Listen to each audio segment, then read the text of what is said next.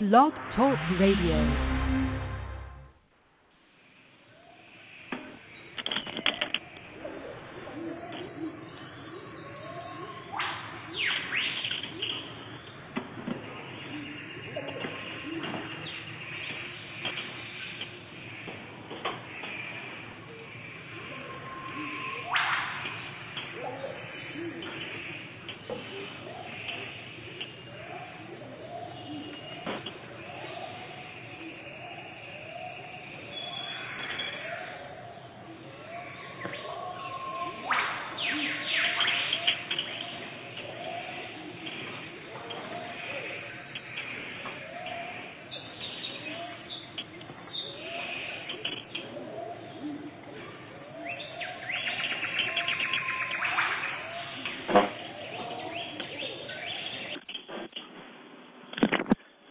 Hello, everyone. I'd like to welcome all of you back to Ohio Exopolitics. I'm your host, Mark Snyder. I was having trouble logging in via Skype, so I had to call in on the phone. If anyone's out there in the chat room, let me know if you can hear me, and I will push ahead. I was reading a little bit today about the origin of the devil, according to Meier material, on page 106 of the book The Psyche. There's a god of the hunt called Tubal who had tremendous consciousness-based powers in these horn-like growths that came from his skull. And eventually the name Tubal was changed to Teufel, and you can find some references to Teufel out on the internet if you look around a little bit. It's interesting that Moses was also depicted as having two horn-like growths coming out of his skull. In fact, Michelangelo did a sculpture where he had two horn-like growths coming out of his skull. Sometimes Moses is said to have horn-like growths coming out of his skull, and there's a big controversy about the translation of certain passages in the Hebrew Bible in the Old Testament. I hope you guys in the chat room can hear me. In any sense, so this notion of the devil, I'm going to try to look into a little bit in more detail, because if you look at the term devil, you've got Tubal, but we also have the term Lucifer in the Old Testament, as well as the name Satan. And I'm trying to find out from the Meier perspective where those terms came from and what they all mean and what the history of all that is. I got a email today from the lady that runs the study group in Munns Park in regard to the Meier material, and she just was asking if she could send off a link to my website where I talk about the name Emmanuel versus the name Jesus and what the history of the letter J is and all that, and how that all plays into our understanding. And maybe we'll go over that a little bit tonight. But I wanted to talk about some things in the Might of Thoughts book that I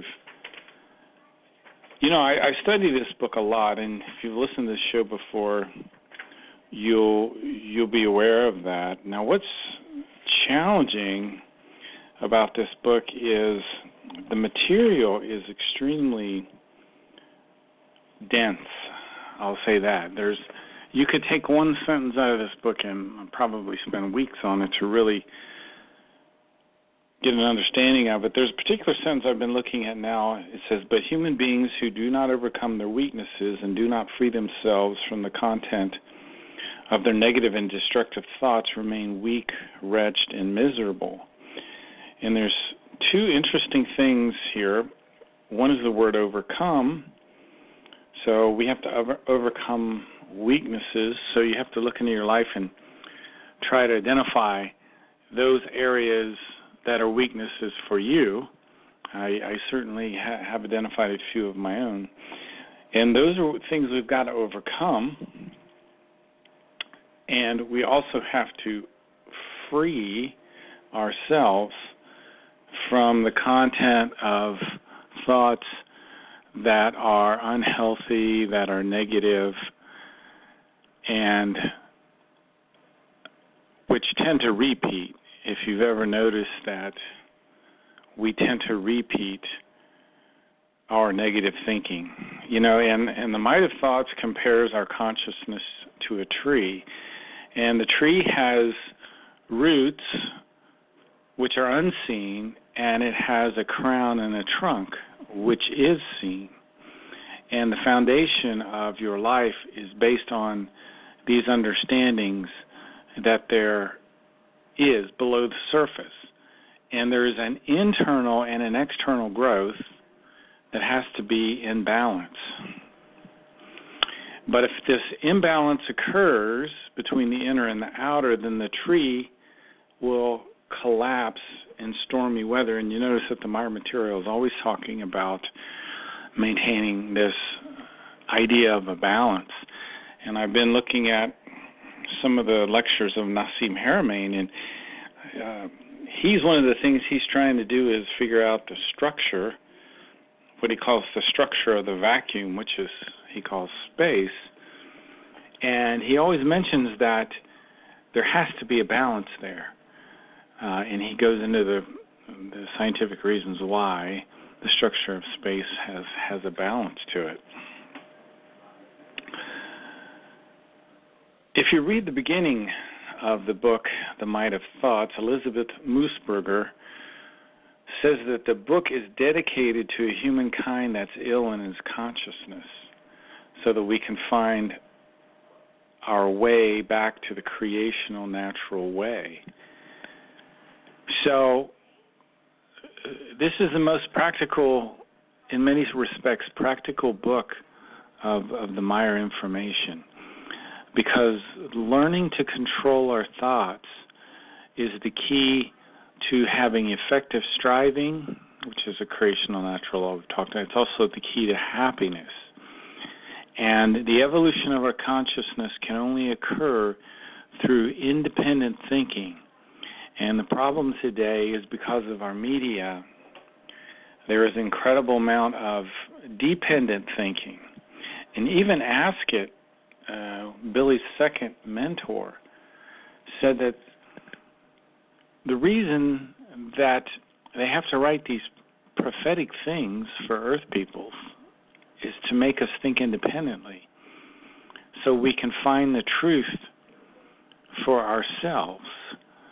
Now, all of the might of a human being is anchored in our thoughts. So we literally are the forger of our own destiny. So we make our own luck. So thoughts sometimes are not purely negative or purely positive. In other words, we want to have a neutral, positive, equalized thought. And negative thinking leads to destruction as much as purely positive thinking.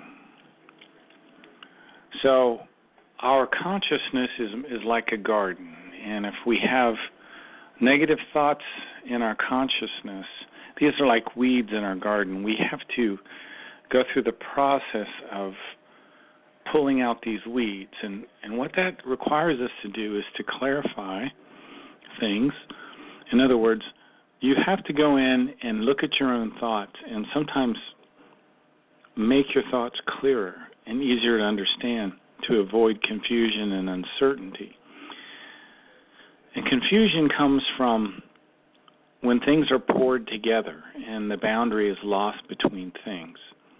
So if we take the time to clarify our thoughts, we restore the boundary between things and we take away confusion and uncertainty. Our consciousness is like a garden again, and if we don't maintain it, we will have these wildly growing negative thoughts, which can have a confusing and destructive effect on our life. Now, we have an unconsciousness. The unconscious plays a much bigger role than we realize. The unconscious is like a secretary, or it's what it's called sometimes in the Meier writings. The unconsciousness is the first thing to come, the part of your mind that takes action first is the unconscious. And I didn't realize this until within the last month or so, but it makes perfect sense. Because if you burn your hand, you pull your hand back, it's your unconscious mind that made that decision before it even went to the conscious mind, or it even went to the subconscious. So what happens is, if we learn negative thinking, and we all develop these neural pathways in our brain of negative thinking, when something triggers that neural pathway of cyclic repeating thinking, it's the unconscious that causes that to occur, because the unconscious sees the trigger and it's just kind of trained. It leads right into the thought process, the repeating destructive thought process. So your conscious mind has to see this pattern taking place and stop this pattern. Because if you continue to allow yourself to be controlled by this unconscious process, it can literally lead to mental illness. So we have to be observers of our thought patterns. In the Might of Thoughts book on page 28, it says, consequently, the human being is shaken and knocked about by the circumstances of his or her life, as long as she believes himself or herself to be helpless, to be a created creation of external conditions and influences. You are in control of your destiny. You control your life. Good thoughts lead to good feelings. Good feelings lead to good habits. Good habits lead to good circumstances in your life. And when you start to get power over your thoughts, you'll eventually become the Lord and Master of yourself. If you don't, your unconscious will control your life. Your subconscious even plays a role in that. And bad things can happen. The power of your unconscious thoughts can have negative things occur in your life. That which the human being thinks, he makes real. Good and positive thoughts, you have to nurture them, you have to tend them, and you have to keep a good, positive opinion of yourself. You have to be your own best friend, as it says in the book, The Way to Live, which I didn't get out of my shelf tonight for some reason. Nurture means to feed or protect. Cherish means to hold on to, as if something dear. And it's really important to hold on to your good thoughts. And a lot of the skill that we develop here is being able to quickly identify thoughts which are not healthy and then just pushing them away. Otherwise, people that have allowed their thoughts to get out of control for too long become criminals, felons, they become depraved, jealous, vengeful, they become filled with hate. And our thinking even starts when we're in the womb. The fetus is thinking at that 21-day point when the spirit form comes in to the child. The fetus starts thinking right away. The material consciousness is there. Remember, the material consciousness comes out of the spirit realm along with the Geist form or the spirit form. And deep within your subconscious and also within your spiritual conscious are your evolutive values from your previous lifetimes. And that's really where your consciousness your awareness is. And your spirit form is going to impulse your material consciousness. It's kind of a signal that helps you stay on the right path. And as you grow, you'll start to attract what you are. This occurs, and this is very tricky. Be careful, because you attract these circumstances to your life. So when negative things come, do some introspection and try to figure out, how did this come into my life? What really occurred there? Now, we spend about, I think, 40 to 60 million years incarnating into a material body, and then that's the first 5 stages of evolution. And let's just stick with that for now, because you're still physical in this sense. And we still have thoughts. We still have very physical kinds of thoughts. So we think a thought, and we have the option to steer. We first identify that thought. What kind of thought is it? Is it a neutral positive thought? Is it a healthy thought? If you can steer that thought into neutral positiveness, you'll maintain inner freedom and good circumstances in your life. Let me read this one little passage I talked about at the beginning. But the human beings who do not overcome their weaknesses and do not free themselves from the contents of all their negative and destructive thoughts remain weak, wretched, and miserable. So when you think a thought, you have the opportunity, if you identify that immediately as a negative thought, you can just terminate that thought instantly. Otherwise, it'll lead to inner imprisonment and bad circumstances in your life. If that thought is close enough where you can steer it on the neutral positive side, then that will lead to inner freedom and good circumstances.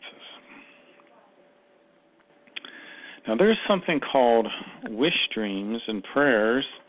Let's stick with the wish dreams. Because you can steer your life, it's actually very important to be able to have these kind of almost dreams and fantasies. And maybe we'll get to that in a little bit. Don't want to quite jump to that yet.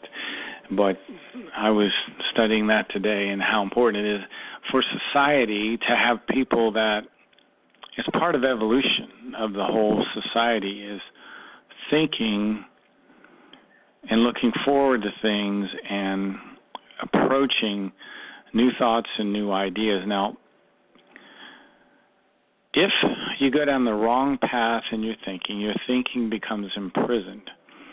And you can be also imprisoned by addictions, addicted to too much food, addicted to alcohol, drugs, addicted to your own desires. Any of these addictions lead to this unconscious thinking. The addict is always stuck in unconscious thinking. This everlasting cycle of addiction, it runs on its own. And that's where you have to interfere. You have to terminate that unconscious move towards the addiction or to the wrong thinking. Let me read what it says here on Might Have Thoughts, page 42. His or her wrong thinking, wrong wishes, hopes, and addictions attract ever worsening circumstances and situations. His or her wrong thoughts are only directed at the fulfillment of his or her vice.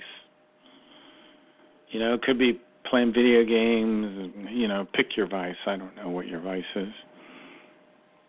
But all roads lead to the vice, all the roads of the thinking. Your thinking can be a prison by an addiction. You can rotate around that addiction. And you don't even have to have an addiction. You can be just rotating wrong thoughts which occur over and over and over again. if, guys, I just want to say hello to the folks in the chat room. Can you hear? Because I think I started late. I was having trouble. I want to make sure you guys can hear. I'm talking away.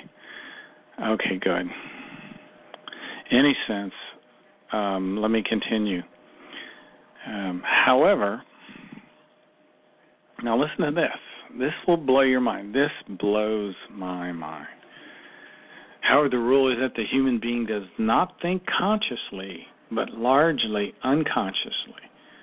Whoa, that's huge. Consequently, the human being is almost always the unconscious cause of the circumstances in which he lives.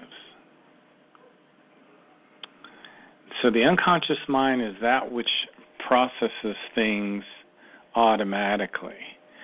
And, that would be, maybe I can take a little bit of a side tangent here. And I'll talk a little bit about the material consciousness, the unconsciousness, and what is the consciousness? The consciousness is the quality or state of being aware of an external object or something within yourself. It has been defined as sentient awareness, very difficult to define. Now, the unconscious is the part of the psyche that lies before the conscious, and therefore it's not easily raised into the consciousness. The unconsciousness has a very high rate, a faster rate of processing. And the unconsciousness will function before the consciousness. So through the unconscious, instantaneous perceptions are made. The unconsciousness, in an imperceptible way for the human being, connects in a communicating way to the subconscious. If it has to deal with certain things that are much, much deeper. So, to break the pattern of the wrong thinking, we have to sometimes watch for that instantaneous unconsciousness where we go to the wrong thoughts, and then we start to repeat them right away. A lot of times you won't notice wrong thoughts until they've triggered bad feelings. If you can catch them before that, it's even better. Okay, let me talk about the law of harmony. As a rule, suffering is always an effect of some form of wrong thinking. And if suffering is related to, it can be related to negative or bad outcomes. So most of the suffering in our life, much of it is caused when the law of harmony has been disregarded and broken. And the law of harmony is that law that says you have to have neutral positive thinking. So if you can guide your thoughts and control them along the right path, that will lead to inner freedom and harmony.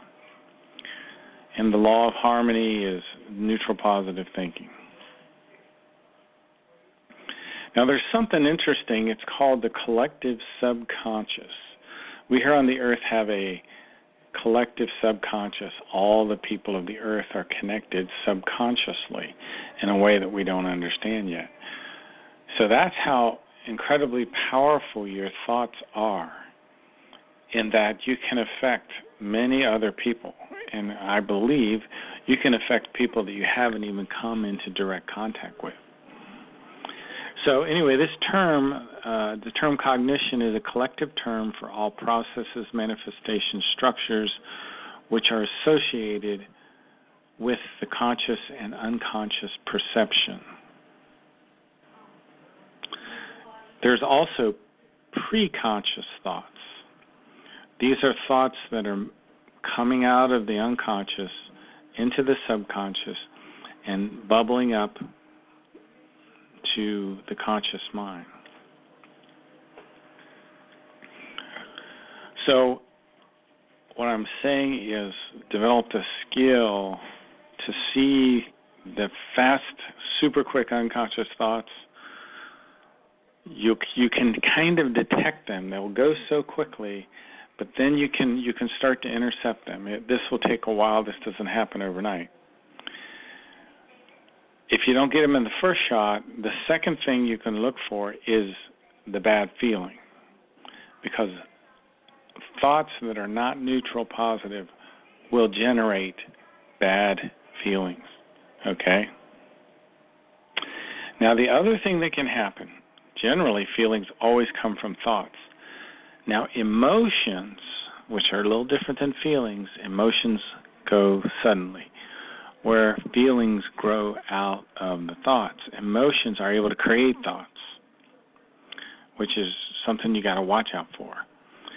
So when emotions are creating thoughts, another kind of cycle starts, unconscious thinking. Again, and this unconscious thinking can be very dangerous for the psyche.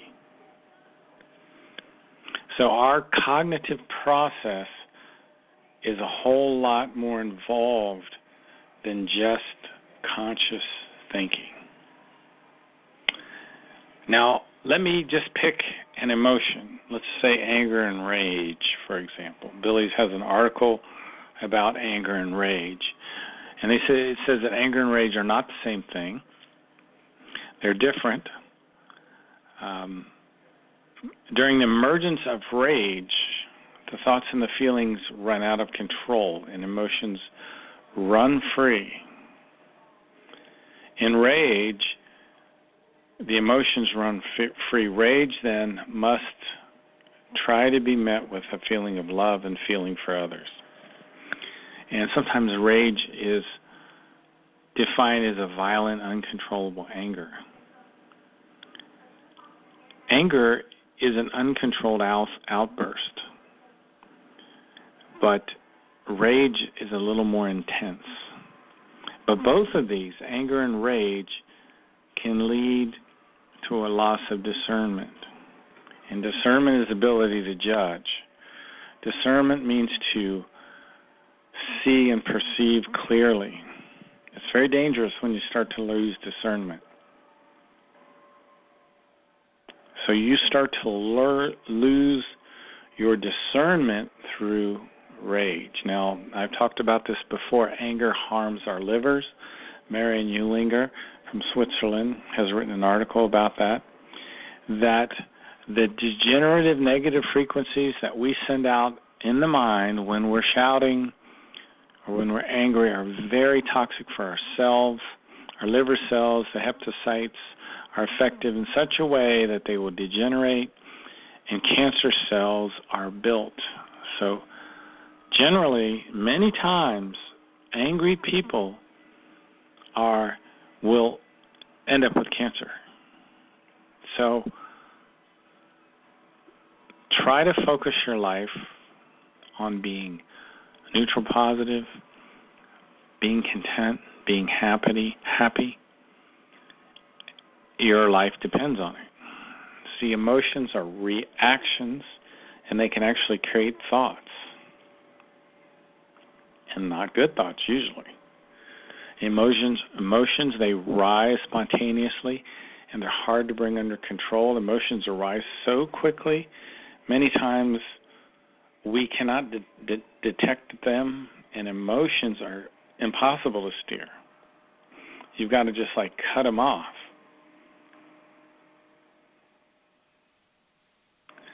So, depression. Now, depressions are based on flattened feelings. This is a hard thing to describe, and I'm still trying to wrap my mind around it, but if you'll notice, your feelings get flat when you start to have a depression because there are no highs. They're just all flat. And the depressions are caused by the conscious and the unconscious negative thinking. And sometimes the negative thinking deepens. And that's where you start to shut off.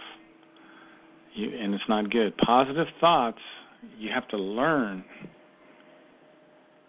to have neutral positive thinking. And now this depression is a state of a low mood and aversion to activity. That's one of the things to tell when you're at the beginning stages of depression. You will have an aversion to activity. You won't want to do anything. Strong thoughts, which are imprinted with feelings, have, for the human beings that live with them, a profound and existential significance, because such structures of thought are extremely stubborn. So you have patterns of negative thinking that are extremely stubborn. And I do, and we have to fight to get past these. What is the unconsciousness again? Something like a secretary, a clerical assistant coming before the consciousness in the chain of information processing. And it autonomously takes in, meaning not working with the conscious. It's autonomous. It takes in and sorts these impulses and perceptions, and it provides a kind of pre-processing before the rest of the material consciousness can catch up. And what is this structure? Structure is an arrangement and an organization of interrelated elements. So you have structures of thoughts in your own mind, some of which are probably very good and some of them which are not so good. Now, the unconscious mind can affect the human body in crazy ways, unbelievable ways. One of the ways is the stigmatization. I've talked about this before, where people have crosses form on their heads, crosses, and some people will bleed from their ears and eyes. Other will produce the signs of the stigmata in their palms, like the Christ figure. And these individuals produce these wounds unconsciously through their own mental powers. These are the incredible powers of the subconscious and the unconscious. And there's some very interesting YouTubes that talk about this, some documentaries. There was one man named Giorgio Bon Giovanni from Italy who actually had the wounds take the shape of a cross that would appear on his forehead. And these wounds appeared first when he was visiting a shrine in Fatima, Portugal in 1989. There's a guy that had the same kind of thing who was friends to a degree with the contactee Carlos Diaz. But these are not mystical. They're not, miracles. What's going on is the power of these people's unconscious minds. Another shocking case is a lady called Teresa Neumann, who lived in the village of Konnerschruth in Bavaria, and blood would flow from this woman's eyes, and she would sit in her bed in a trance. And she would bleed out of her eyes on most Fridays. Very, very strange. So this is the bizarre power of the subconscious and the unconscious mind. The unconscious is automatic most of the time. So the problem-causing thoughts and the evaluations and the feeling which rise from them, which are unconsciously tended and nurtured. You unconsciously tender and nurture these negative thoughts. They can operate automatically and throw your whole psyche into a turmoil. It is the automatic thoughts which are the crucial point, because through them the feelings are disturbed and thereby affect the psyche. And you have to become very good at detecting these. I mean, you really can't detect the unconscious thought per se. As soon as you start to be affected in your psyche, you'll know immediately, oh, there it is again, that damn unconscious thought. And usually if you're under some kind of pressure, that's when you're at the greatest likelihood to face these kind of things. Your suffering comes from your own mental disharmony. Harmony, again, is a relationship where there's a lack of conflict, a relationship in which various components exist together without destroying each other. There's an orderly, pleasing combination, so you have a harmony of thoughts and feelings, can lead to joy and enjoyment. And one of the things I talk about doing is, if you create for yourself a Pandora radio station, play the music that you really like, and it will affect your subconscious and unconscious. And it's a really good thing to do. But lower thoughts form lower feelings, lower habits, and lower circumstances in your life, which can lead to grief and sorrow and many kinds of suffering. And these wrong thoughts tend to crystallize into confusing and exhausting habits. Have you ever noticed? If you're having wrong thoughts, it'll lead to exhausting habits. But if you're in the neutral positive state, if you stay in a neutral positive state without swapping back into the negative, you can work for hours and hours and hours without feeling that fatigue. So your thoughts also affect your health. Your body is a plastic kind of instrument that reacts to the thoughts that you're tending. That's why meditation is so important, which I'm neglecting again. That's why music is so important. I really recommend people not to listen to heavy metal, not to listen to disharmonious music. These kinds of music are being put out, I believe, on purpose to interfere with our thinking. If you can have harmonious music go into your mind, it can help with creating these good synapses and neural pathways, because when you are nurturing good thoughts, you are building synapses and neural pathways in your brain. So what's a synapse? A synapse is these tiny gaps between connections in our brain. It's called a synapse. And the electric signal has to jump across the synapse. And it has to jump across the synapse in order to continue on its journey. And the gap between two brain cells is very tiny, but sometimes you have to, the first trip across the gap is the hardest. And each subsequent trip is easier and easier. And that's the way you process synaptic strengthening as a form of long-term potentiation. It's a strengthening of synapses based on recent patterns of activity. And that's one of the reasons why I repeat on this show a fair amount, because there's so much material here that you have to repeat to build up the neural pathways. And that's one of the reasons why I focus a whole lot on certain things like the spiritual teaching in order to build these pathways. So, in any case, maybe I'll jump and talk just a little bit about a few of the things today that I wanted to strive or to focus on.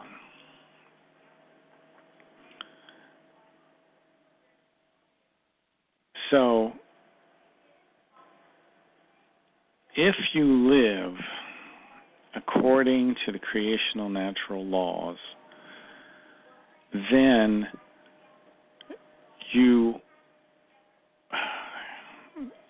if you're a magnanimous person, if you're very generous, if you're forgiving, especially towards someone who is less powerful than you, if you're free from pettiness or resentfulness, the magnanimous person is somehow helped by the creational natural laws. And one of the things you have to learn not to do is to react, but be very generous and forgiving. And this will help your own thinking very, very much.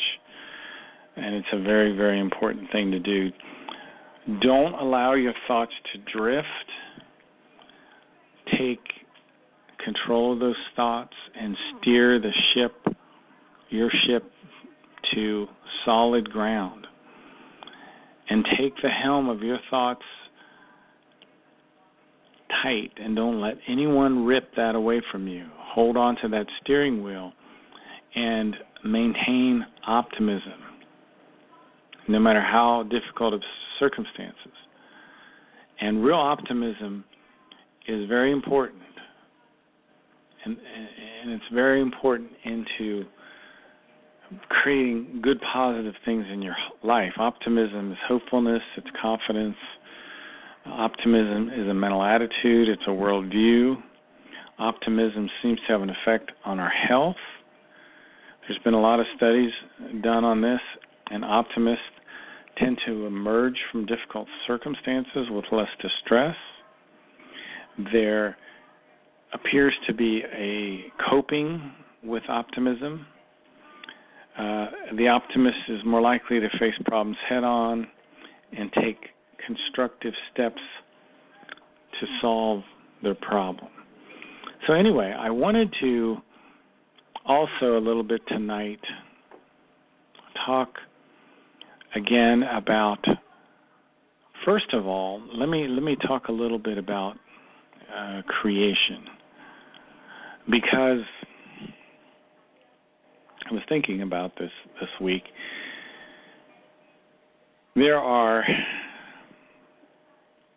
Creation is basically kind of elliptical shaped. Now I'm talking about the physical aspect of creation now. And it has 7 layers, and they counter-rotate with one another. The 4th layer is where all the galaxies and solar systems are in our universe. That 4th layer has within it 7 subdivisions, which are called space-time configurations. So there are 7 space-time configurations in the material belt of our universe. We live in one of those space-time configurations. The Pleiaren live in a different space-time configuration than us. Now, these higher advanced societies, and some of them may be only 2 or 300 years ahead of us, and they develop the ability to not only travel long distance in their space-time configuration, but they can move between these space-time configurations. And there's a planet, and I've talked about this recently before, called Descartes, which is 5 light years from Earth, but in a different space-time configuration. Now, just let me clarify that there's a Lyra Vega system, there's a Sirius system in the Pleiaren space-time configuration, and one in ours. But they're different. But they're like a variation on each other. And I talked about, and I was mentioning this planet called Descartes, A-K-A-R-T. They destroyed their world unintentionally by letting their population get so large that it caused an atmospheric collapse. The Pleiaren were able to save millions of people, but not the billions of people that were on their planet. It was close to 30 or 40 billion people that were on this world. The people from A-K-A-R-T, Descartes, did visit the Earth and would visit the earth to get plants and things for growing food. They had stations, like they would travel from their world to a station and stop there for a while and then make the rest of the trip to the earth. They didn't have the real advanced spacecraft that could literally jump those tremendous differences. And they would somehow use narcotics when they would travel through space because their method of travel caused them great physical pain. Don't have any of the details of why any of that occurred. But the Plejaren used this planet as kind of an example of what can happen on the Earth and what does happen when populations run out of control. And one of the reasons populations run out of control is because of the thinking of people and the wrong thinking of people. And I started out and I shifted gears and talk about creation a little bit. So we have these 7 dimensions, for lack of a better word, in the material belt of our creation. Our universe, our creation, is expanding. It's been expanding for 46 trillion years because of the Big Bang. The Meier material calls it the Zohar. And perhaps we can talk about that someday in a little more detail. I have to brush up on that a little bit. But we've been expanding for 46 trillion years. We will continue to expand until our universe has expanded for 155.5 trillion years. And during that expansion phase, there is the creation of spirit forms for human beings to reincarnate and incarnate with. There is the creation of planets and stars and solar systems and galaxies. After that, after the expansion phase of 155.5 trillion years, the universe stops creating spirit forms and it begins its contraction phase. Now, this universal consciousness is a Wesenheiten, it's called in the German. It doesn't really have so much ability to affect the way it evolves. It evolves with a predetermined pattern. We as human beings are Wesen. We can choose to evolve faster or slower, and that can vary between lifetimes. Sometimes a personality that you have during a given lifetime will suppress your wisdom and your knowledge for whatever reason. You'll have a personality like that, which will slow down your evolution. So it can take us 40 million years of physical reincarnations or 60 million years. Some people will take that additional 20 million years to get to that 6th stage that I've talked about, which is, the half physical and the half spiritual. And the Plejaren are right at that stage. Have you ever heard the Plejaren talk about the High Council? The High Council are at that 6th stage as well. So the keys to our evolution and the keys to our happiness are these 3 laws: the law of love, the law of striving, and the law of harmony. The law of love deals with effective love. It deals with a love based on veneration, on wisdom. It starts to understand our connection to all things. That is the highest form of love. Love is the highest principle in all creation. And through it, everything exists in absolute logic. The incredible splendor of nature is the visible expression of the love of creation. And creation radiates love, so that every place, every point a human can come up against the radiating love of creation. Every tiny plant and every tiny animal fulfills its purpose in love. Samuelse would always tell Billy, wisdom and love go together, and the creation and its laws are wisdom and love at the same time. And there's a passage in the Goblet of Truth that's entitled, What the Truth Knows to Say. And it says something to the effect that rivers, stones, plants, bushes, trees, everything that crawls and flies on the earth is a life form with a spirit form. And these spirit forms are on a journey through time. Death is just a passage into the world of pure spirit. Many of these creatures are connected by the swinging waves. And the creatures of the creation are aware of each other in some sense through the swinging wave.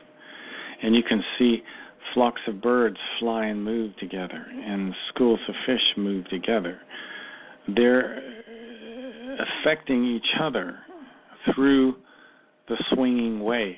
And we have the swinging wave. It comes as a part of the function of our spiritual consciousness. We have what's called the Gemut, which controls the thoughts and the feelings of this spiritual consciousness.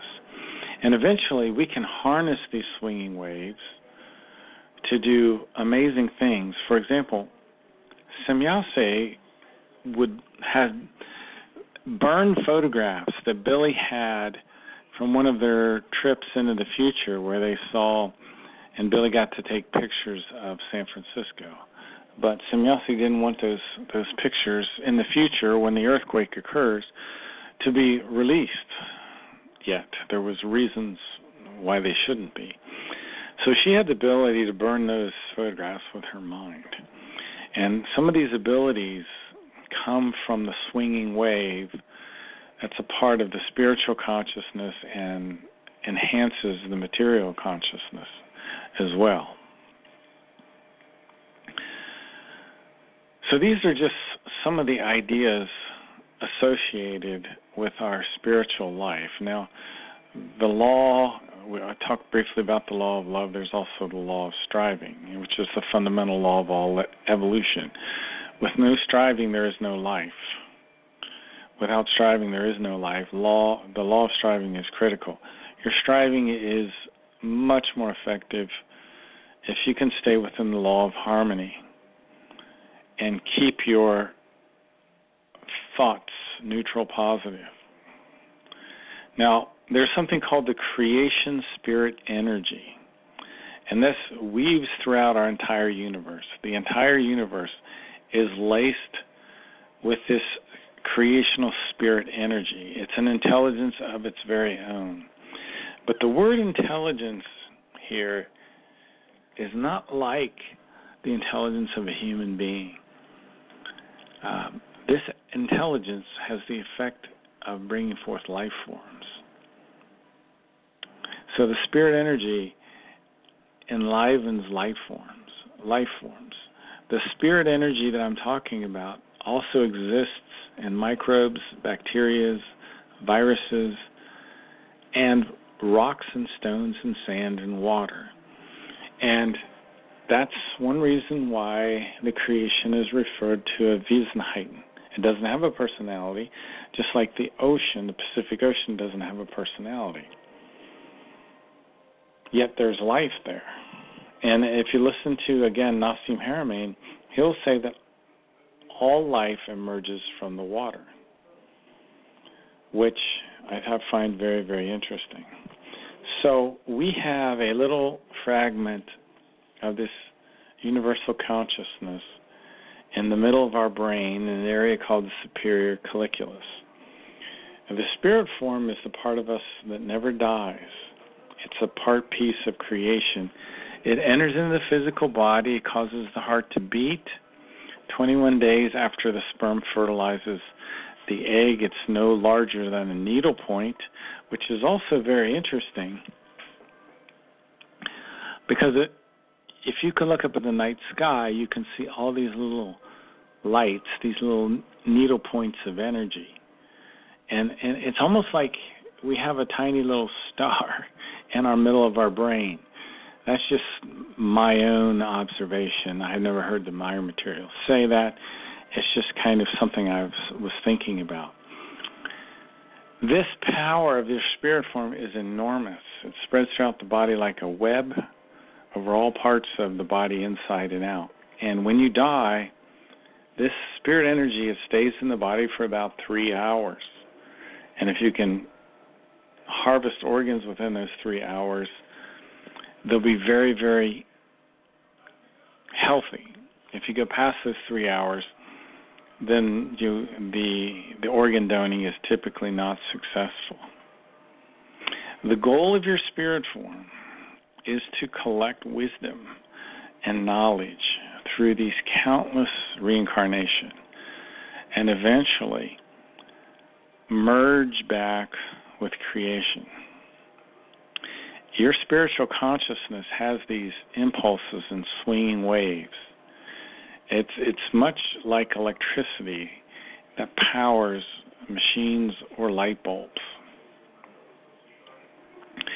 Our spirit form has the accumulated wisdom of all of our lifetimes. All of them are stored as essences. The essence of your love, your wisdom, your discernment, it's stored in your spirit form. And that spirit form is the part of you that really will never die. And its controlling factor, again, is the Gemut.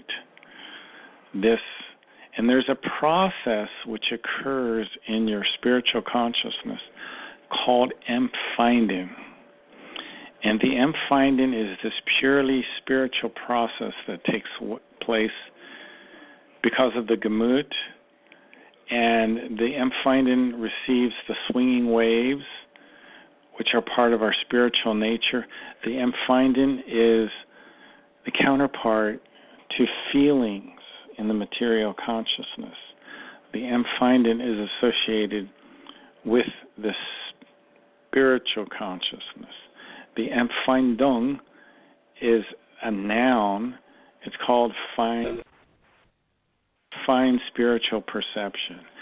And you'll have that perception if you observe creation. I'm sorry for the little trouble I had at the beginning with the starting of the show and all that. I hope you've enjoyed the show. This is Ohio Exopolitics. I'm your host, Mark Snyder. I'll catch you probably next week. Talk to you later. Bye.